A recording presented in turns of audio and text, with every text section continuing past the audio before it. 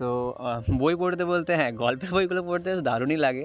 কিন্তু এই যে একটাই প্রবলেম সবারই কিনা জানি না, কিন্তু আমারই একটাই প্রবলেম, ওই যে আপনার আসল স্কুলের বই পড়তে বলেই প্রবলেম।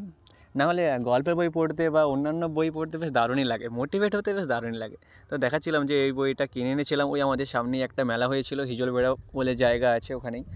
তো ওখান থেকে বইটা কিনে এনেছিলাম। বইটাতে 3টে গল্প রয়েছে। গল্পগুলোর মধ্যে আমি 2টো গল্প পড়ে নিয়েছি অলরেডি। তো গল্পগুলো খুবই সুন্দর আর খুবই ইন্টারেস্টিং, যেহেতু আপনার গোয়েন্দার গল্প বলে কথা, গোয়েন্দার গল্প কারই না ভালো লাগে, তাই না? আর তারপর আমি এখন ওই বইটাই পড়ার জন্য বসছিলাম। তো লাস্টের একটাই গল্প বাকি রয়ে গেছে। অত বড় বইয়ে যেহেতু 3টা গল্পগুলো বেশ বড় বড়ই, বুঝতেই পারছেন। তো আজকে হয়তো পুরোটা শেষ হবে না পড়া, তো চেষ্টা করবো অর্ধেকটা করার। তারপর সামনে এক্সাম আছে একটা, ওই